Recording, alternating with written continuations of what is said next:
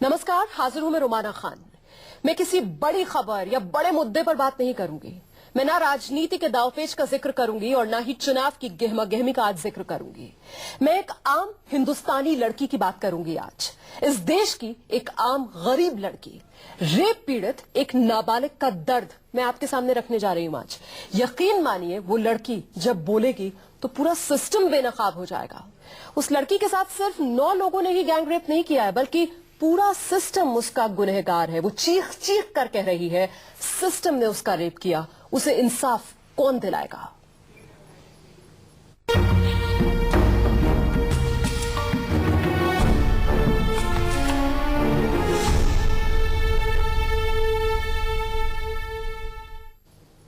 17 साल की इस आम हिंदुस्तानी बेटी की ये कहानी आपके रोंगटे खड़े कर देगी। ये दर्दनाक दास्तां सिर्फ नाबालिग से रेप तक ही नहीं सिमटी हुई है। इस मामले में पुलिस बेनकाब हुई है। 9 लोगों ने लड़की के साथ रेप किया और एफआईआर तक दर्ज नहीं हुई। उल्टा 2 रातें पीड़ित लड़की को थाने में गुजारनी पड़ी। आखिरकार परिवार ने सुप्रीम कोर्ट का दरवाजा खटखटाया है। क्या कुछ गुजरा इस परिवार पर, इन्हीं से जानेंगे हम। स्टूडियो में हमारे साथ पीड़ित लड़की है, उसका परिवार है, उसके वकील है। लेकिन पहले जरा देखते हैं कि क्या कुछ गुजरा है इस लड़की पर। मेरे गांव के ही 4 लड़कों ने मुझे उठा लिया था। उसके बाद उन्होंने मुझे 2-3 घंटे के लिए किसी ईक में रखा। बार बार मुझे नशीला पदार्थ दिया जा रहा था। आगे जाकर मुझे बेरी नहर पर प्रदीप धोड़ निवासी के पास छोड़ दिया गया, जो मुझे बेरी से जज्जर लेकर गया। वहां पर उसने प्रदीप हुड्डा पुलिस जज्जर में कांस्टेबल जो कार्यरत है के साथ मिलकर मेरे साथ दुष्कर्म किया।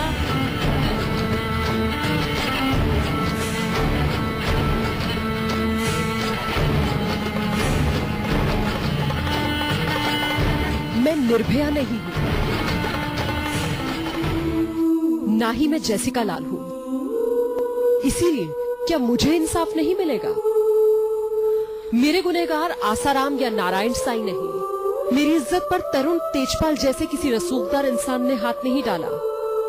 तो क्या मुझे इंसाफ नहीं मिलेगा? मैं इस देश के एक आम परिवार की एक गरीब लड़की हूं। तो क्या मुझे इंसाफ नहीं मिलेगा?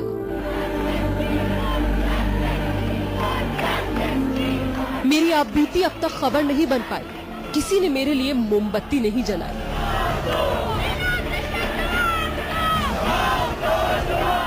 इसीलिए क्या मुझे इंसाफ नहीं मिलेगा? गैंगरेप की शिकार हरियाणा के छोटे से गांव की एक नाबालिग लड़की बार बार यही सवाल पूछ रही है। ये कहना गलत नहीं होगा कि इस लड़की के साथ सिर्फ 9 लोगों ने नहीं, पूरे सिस्टम ने बलात्कार किया।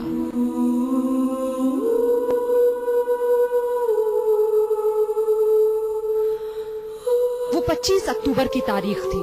दोपहर के करीब 1:30 बज रहे थे। रोहतक जिले के एक गांव में रहने वाली ये नाबालिग लड़की अपने घर में थी। 4 लोग वहां पहुंचे, जिसमें एक जान पहचान का शख्स था। चारों ने लड़की को भरोसे में लिया, उसे अगवा कर अपने साथ ले गए। रास्ते में 5 लोग और मिले। सभी 9 लोगों ने लड़की का रेप किया।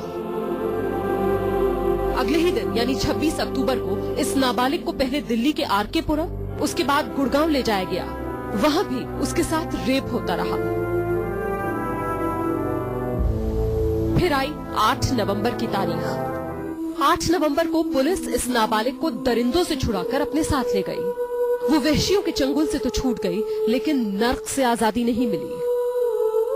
पीड़ित के मुताबिक गुड़गांव से ले जाकर उसे रोहतक के कलानौर पुलिस स्टेशन के लॉकअप में बंद कर दिया गया। यानी दरिंदों को पकड़ने की बजाय रोहतक पुलिस ने इस रेप पीड़ित लड़की को 48 घंटे तक लॉकअप में बंद रखा। आरोप है कि लॉकअप में ही उसे रेप का केस ना दर्ज कराने के लिए धमकाया गया, जबरन बयान लिया गया। दुष्कर्म और ज्यादती की गुहार लेकर वो हरियाणा पुलिस के बड़े बड़े अफसरों के पास गई। आईजी तक से मिन्नतें की, लेकिन कहीं सुनवाई नहीं हुई। तब जाकर ये पीड़ित देश की सबसे बड़ी अदालत में पहुंची। आज माननीय सुप्रीम कोर्ट ने जवाब तलब किया है। हरियाणा सरकार ने हमारे साथ अन्याय किया था, उसके खिलाफ आज काफी सारे लोगों ने आवाज उठाई है। सुप्रीम कोर्ट से मैं उम्मीद करती हूँ कि हमें न्याय मिलेगा। लड़की का आरोप है कि उसे बर्बाद करने वालों में हरियाणा पुलिस का एक कांस्टेबल भी था, लिहाजा पुलिस उन दरिंदों को बचा रही है। फिलहाल सुप्रीम कोर्ट ने पीड़ित की याचिका पर सुनवाई करते हुए हरियाणा सरकार, सूबे के आईजी, दिल्ली पुलिस कमिश्नर और सीबीआई को नोटिस जारी कर 4 हफ्ते में जवाब मांगा है। पीड़ित की मांग है कि उसका केस हरियाणा से ट्रांसफर किया जाए, फास्ट ट्रैक कोर्ट में सुनवाई हो, मामले की सीबीआई से जांच कराई जाए, पूरे परिवार को सुरक्षा मिले और उन पुलिस अधिकारियों के खिलाफ कोर्ट की अवमानना का केस दर्ज कर कार्रवाई हो, जिन्होंने सबसे बड़ी अदालत के आदेश का उल्लंघन किया। दरअसल सुप्रीम कोर्ट ने संज्ञेय मामलों में फौरन एफआईआर दर्ज नहीं होने पर संबंधित अधिकारियों के खिलाफ एक्शन का आदेश दिया था, लेकिन इस पीड़ित लड़की का आरोप है कि उसके साथ हुई ज्यादती की गुहार किसी अफसर ने नहीं सुनी। बहरहाल सुप्रीम कोर्ट के दखल के बाद इस लड़की को उम्मीद बंधी है, लेकिन हमारा सवाल है कि क्या सिस्टम बिना चाबुक के नहीं चल सकता? क्या हर मामले में इंसाफ की पहल अदालतों को ही करनी होगी? क्या बिना मीडिया के दबाव के इंसाफ नहीं मिल सकता? क्या लोकतंत्र का मतलब यही है कि लोगों को न्याय के लिए बार बार सड़कों पर उतरना पड़े, या फिर क्या आम लोगों को, गरीबों को इंसाफ की उम्मीद ही छोड़ देनी चाहिए?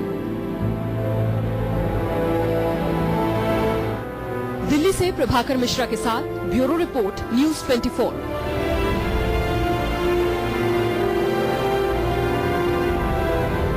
ये रिपोर्ट देखने के बाद आपको भी लग रहा होगा कि आखिर आम हिंदुस्तानी को इंसाफ के लिए इतनी जद्दोजहद क्यों करनी पड़ती है। इस मुद्दे पर बातचीत करने के लिए खास मेहमानों का पैनल इस वक्त मेरे साथ मौजूद है। आर.के. कपूर साहब जो पीड़ित के वकील हैं वो मेरे साथ मौजूद हैं। पूर्व कमिश्नर दिल्ली पुलिस के टी.आर. कक्कड़ साहब मेरे साथ मौजूद हैं। साथ ही हमारे साथ मौजूद है शमीना शफीक जो सदस्य है महिला आयोग की, और हमारे साथ वो पीड़ित लड़की भी है। सबसे पहले पीड़ित लड़की से सुनते हैं। आप बताइए जरा, लोगों को इतना सब कुछ आप पर गुजरा, पुलिस एफआईआर तक क्यों नहीं दर्ज कर रही थी? मुझे बरामद करने के बाद एएसआई मीना ने पूरी रात मेरे साथ मारपीट की और मुझ पर जबरदस्ती दबाव बनाया गया बयान बदल कर देने के लिए। किसने दबाव बनाया? एएसआई मीना ने। अकेली थी एएसआई मीना थाने में? उनके साथ पुलिस कांस्टेबल जगवंती भी थी। जी। एएसआई मीना चाहती थी कि आरोपी बच जाएं, आरोपियों को सजा ना हो और आरोपियों की जिंदगी बर्बाद ना हो, लेकिन आरोपियों ने मेरी जिंदगी बर्बाद कर दी। उन्होंने इसके बारे में नहीं सोचा। कक्कड़ साहब, सुना आपने? एक नाबालिग लड़की जिसके साथ गैंगरेप होता है उसे बरामद तो करती है पुलिस, लेकिन फिर एफआईआर ही नहीं दर्ज कर रही है। लड़की को थाने में रखा गया 2 दिन तक, मार पिटाई लड़की के साथ की गई, बयान बदलने पर उसे मजबूर किया गया। क्या कहेंगे आप, क्या होना चाहिए ऐसे पुलिस वालों के खिलाफ? कक्कड़ साहब।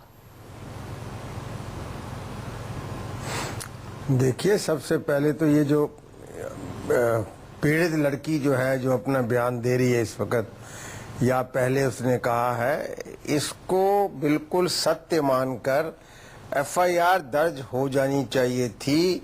अगर नहीं हुई है तो वो जो पुलिसकर्मी हैं जिन्होंने एफआईआर दर्ज नहीं की है, या वो लोग जिनके पास ये बाद में गई है, सबके खिलाफ जो अभी संशोधित कानून है जी, उनके खिलाफ एक्शन हो सकता है। और सुप्रीम कोर्ट में भी कहा है, ये गैंग रेप जो है 376 डी में आता है।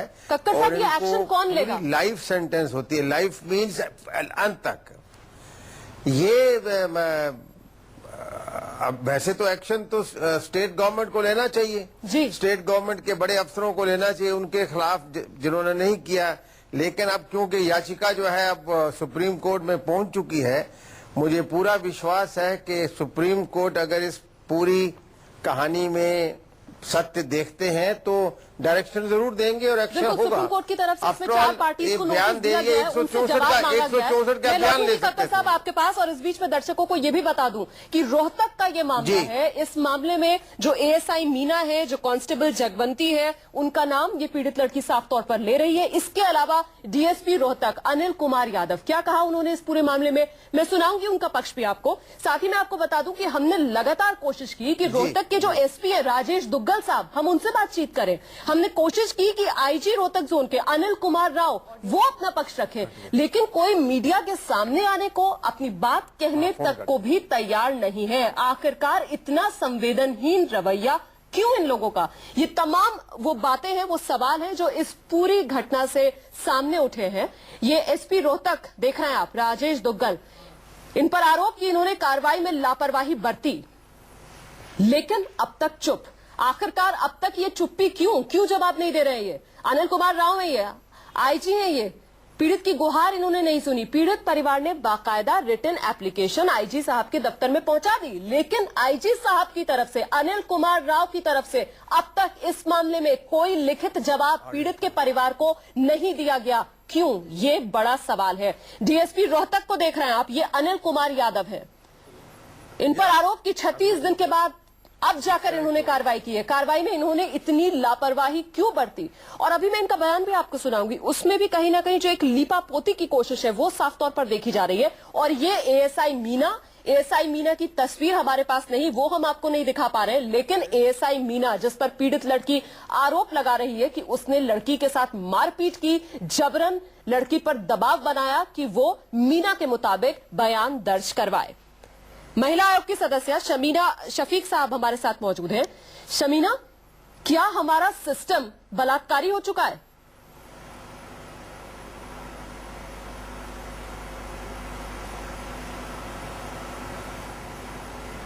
शमीना शफीक, आपको मेरी आवाज मिल रही है? शमीना शफीक से अभी हमारा संपर्क नहीं हो पा रहा है, लेकिन पीड़िता के वकील आर.के. कपूर इस वक्त मेरे साथ मौजूद है स्टूडियो में। कपूर साहब, सुप्रीम कोर्ट ही सीधा क्यों आप लोग पहुंचे? देखिए, जिस हिसाब से ये 2012 में एक्ट बना है, prevention of children from sexual offences, तो उस एक्ट बनने के बाद अभी ये एक्ट शायद इतना परिचित नहीं हुआ लोगों से, लेकिन इसके जो प्रावधान है वो इतने सख्त हैं कि अगर पुलिसकर्मी उन प्रावधानों पे अमल नहीं करता तो उसके लिए बहुत सख्त सजा कानून में दी हुई है। अब देखिए, पीड़ित जब जाती है पुलिस स्टेशन पे अपना ये बयान रिकॉर्ड करने के लिए कि उसके साथ गैंग रेप हुआ है, तो उसको इमीडिएटली पुलिस को एक तो काउंसलिंग करनी चाहिए थी, दूसरा मेडिकल करना चाहिए था, और तीसरा इमीडिएटली मजिस्ट्रेट के आगे उसका बयान दिलवाना चाहिए था। लेकिन पुलिस उसकी क्या, एक तो पहले मेडिकल लेट करवाया, अगर मेडिकल करवाया भी तो फिर मेडिकल की रिपोर्ट उसको नहीं दी गई, मेडिकल कराया उसकी कॉपी भी नहीं दी गई, कॉपी भी नहीं दी गई, और एक खामी नहीं, दो खामी नहीं, एक के बाद एक खामियां ही खामियां जो पुलिस की कार्रवाई में, पुलिस की जांच में सामने आई, और इसीलिए परिवार को सुप्रीम कोर्ट का दरवाजा खटखटाना पड़ा। कक्कर साहब इस वक्त हमारे साथ मौजूद है। कक्कर साहब, जो बात आप कह रहे थे कि जो आला अफसर है उन्हें कार्रवाई करनी चाहिए, ये पूरी फहरिस्त मैंने आपके सामने भी रखी, दर्शकों के सामने भी रखी, डीएसपी, एसपी, आईजी, कोई जवाब देने के लिए तैयार नहीं है। क्या किया जाए इस मामले में? कक्कर साहब। Hello, 8 number 8। जी कक्कर साहब, आपको मेरी आवाज मिल रही है? लगता है कक्कर साहब से भी हमारा संपर्क नहीं हो पा रहा है। शमीना शफीक को मेरी आवाज मिल रही है क्या? शमीना को भी मेरी आवाज नहीं पहुंच पा रही है। पीड़ित लड़की हमारे साथ मौजूद है।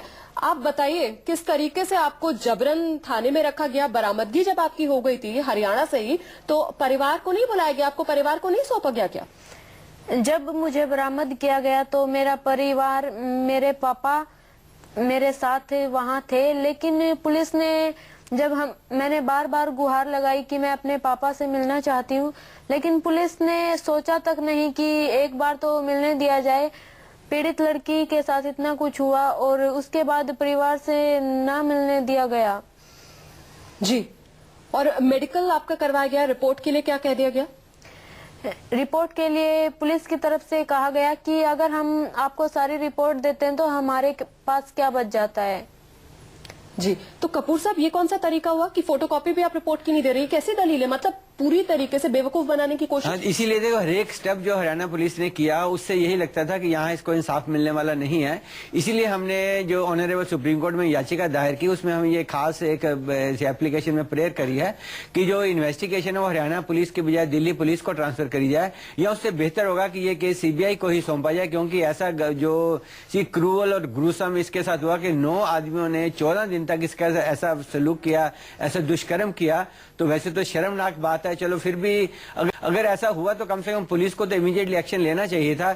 9 आदमी फरार होते रहे और इनके ऊपर दबाव डालते रहे, परिवार के ऊपर भी। यकीनन शर्मिंदा किया है इस पूरे मामले में हरियाणा पुलिस ने, और इसी वजह से आज इस पीड़ित लड़की को सुप्रीम कोर्ट का दरवाजा खटखटाना पड़ा है। और इसी वजह से एक आम हिंदुस्तानी लड़की की ये बात, ये आवाज हम आपके सामने भी रख रहे हैं कि देखिए जरा, एक आम हिंदुस्तानी लड़की अगर आप हैं तो आपको इंसाफ के लिए कितनी जद्दोजहद करनी पड़ सकती है। तारीफ करनी चाहिए इस लड़की की भी, क्योंकि कोई इसके पीछे बड़ी बैकिंग नहीं है, इसका कहीं नाम नहीं है, इसकी खबर सुर्खियों में भी नहीं है, फिर भी इस लड़की ने हिम्मत की, इसने हार नहीं मानी, अपने गांव से निकलकर ये राजधानी दिल्ली और उच्चतम न्यायालय सुप्रीम कोर्ट तक पहुंची और यहां आकर इसने कोर्ट का दरवाजा खटखटाया है। शमीना शफीक इस वक्त मेरे साथ मौजूद है, महिला आयोग की सदस्य। शमीना, मुझे सुन पा रही हैं आप?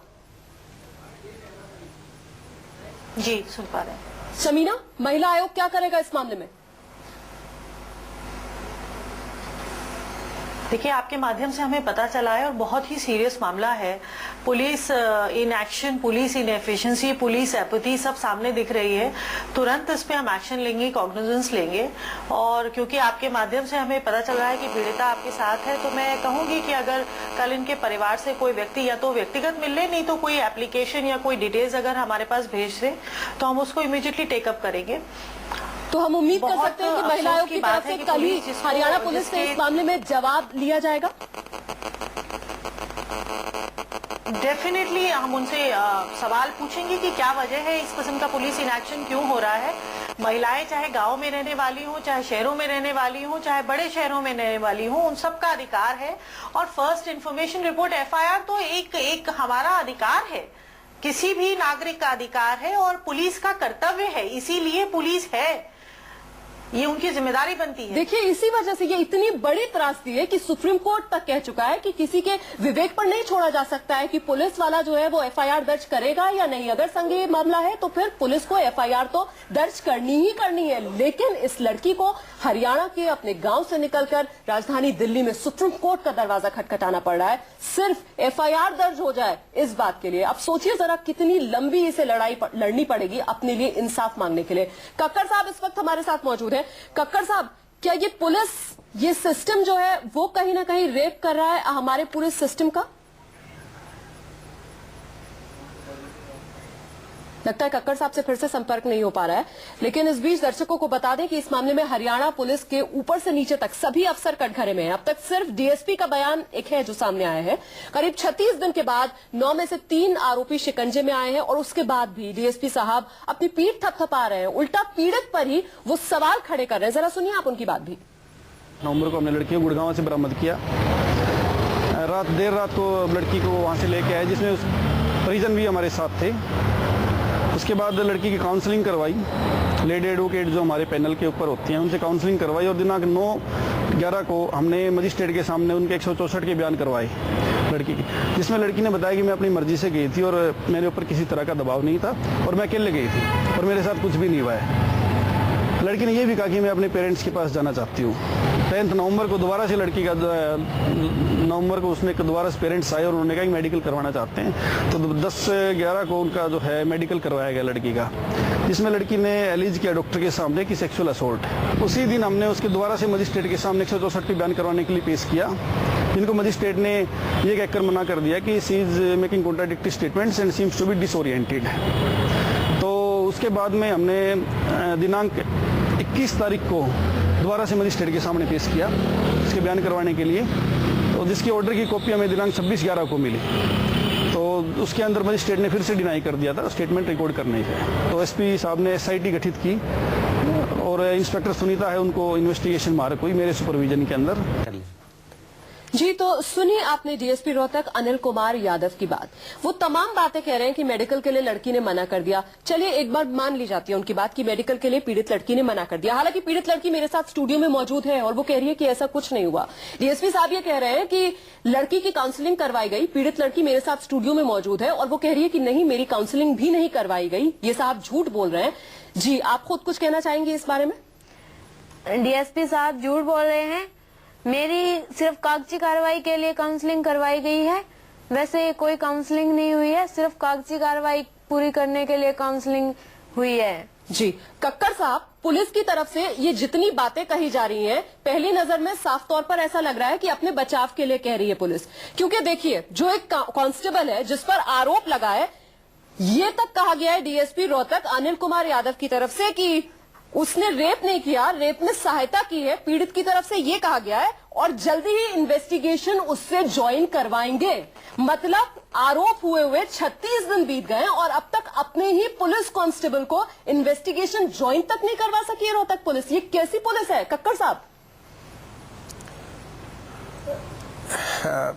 देखिए, ये अब डीएसपी साहब जो मर्जी कह रहे हो, अगर उसने सहायता भी करवाई है तो वो उतना ही कसूरवार है जितने के रेपिस्ट हैं। ये 376 डी में बड़ा क्लियर लिखा हुआ है और इसके लिए कोई सबूत नहीं चाहिए। और अगर पीड़िता कह रही है कि उसके साथ रेप हुआ है, 164 का बयान होना चाहिए था, या नहीं भी हुआ तो उसकी जो स्टेटमेंट है उसको सही माना जाए फिलहाल जी। और जितने भी लोग इसमें इन्वॉल्व हैं उनकी अरेस्ट होनी चाहिए। इस वक्त कोई जरूरत नहीं है उनको ये पता करने की ये हुआ है या नहीं हुआ है।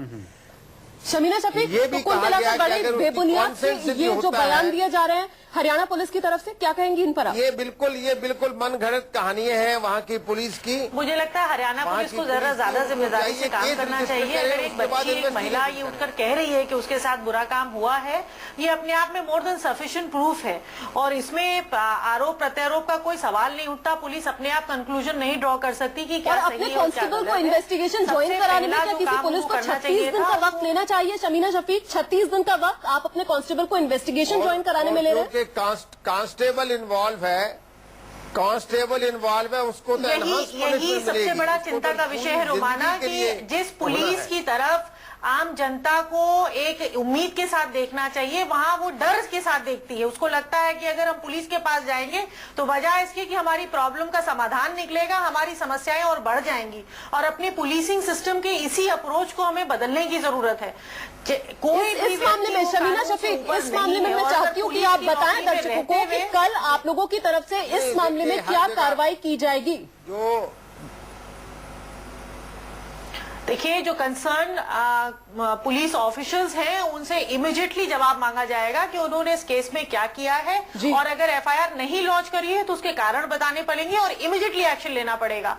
और पुलिस डिपार्टमेंट में रहते हुए अगर कोई व्यक्ति इतना गलत काम कर रहा है तो उसके खिलाफ तो और जबरदस्त एक्शन होना चाहिए और इमीडिएट प्रॉम्प्ट एक्शन होना चाहिए। क्योंकि अगर हम अपने ही सिस्टम के भीतर चीजों को ठीक नहीं कर रहे हैं तो हम बाकी लोगों से कैसे उम्मीद करते हैं? मुझे नहीं समझ में आ रहा कि ये किस।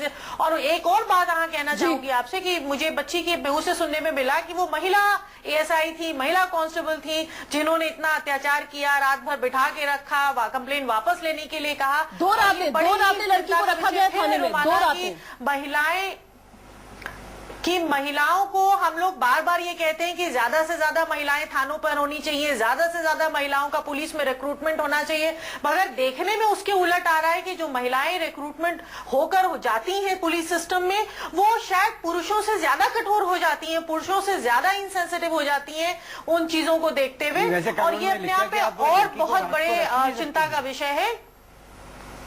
कानून में तो ये लिखा है कि लड़की को रात को आप किसी भी कारण से रख नहीं सकते हैं। बिल्कुल, नाबालिग लड़की को आप नहीं रख सकते हैं और जो बयान दर्ज कराएंगे वो भी आप उसके परिजनों के सामने कराएंगे। लेकिन इस मामले में जैसा कि हम बार बार कह रहे हैं कि कानून का तो मखौल बना दिया गया, धज्जियां उड़ा दी गई कानून की। क्यों? शायद क्योंकि ये लड़की एक गरीब परिवार से आती है, शायद ये लड़की रसूखदार परिवार से ताल्लुकात नहीं रखती है। इस वजह से क्या ये मखौल इस लड़की के साथ किया जा रहा है? इसी वजह से क्या हमारे पूरे सिस्टम का ये मखौल उड़ाया जा रहा है? कक्कर साहब, शमीना शफीक यहाँ पर कह रही है कि एनसीडब्ल्यू की तरफ से कल हरियाणा पुलिस को नोटिस चला जाएगा। मैं आपसे जानना चाहती हूँ कि पूरा मामला सामने आया, इसमें किसकी तरफ से और सुओ मोटो एक्शन लिया जा सकता है? सुओ मोटो एक्शन, देखिए, आपने कहा कि लड़की को फिर दिल्ली लाया गया, फिर गुड़गांव ले जाया गया।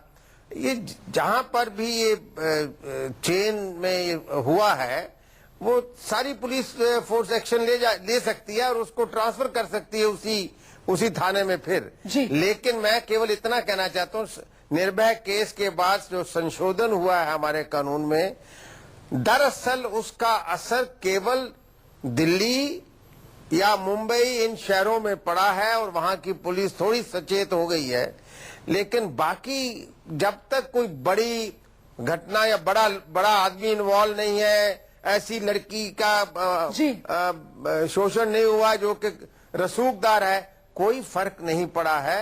अभी बहुत समय लगेगा। हर स्टेज पर उसे ऑनलाइन मीडिया, आपने गुड़िया का केस दिल्ली में हुआ के साथ न्यूज 24 ने इस केस को उठाया, क्योंकि हम अपने चैनल पे हर हिंदुस्तानी की बात करते हैं, चाहे वो हिंदुस्तानी कोई भी हो। बहुत बहुत शुक्रिया तमाम खास मेहमानों का मेरे साथ इस पेशकश में बने रहने के लिए, और इस उम्मीद के साथ, इस वादे के साथ एनसीडब्ल्यू की सदस्य शमीना शफीक की तरफ से कि कल इस मामले में नोटिस जाएगा हरियाणा पुलिस को, और जो भी डेवलपमेंट इस मामले में होगा मैं कल आपको इस मामले से अपडेट भी करा दूंगी।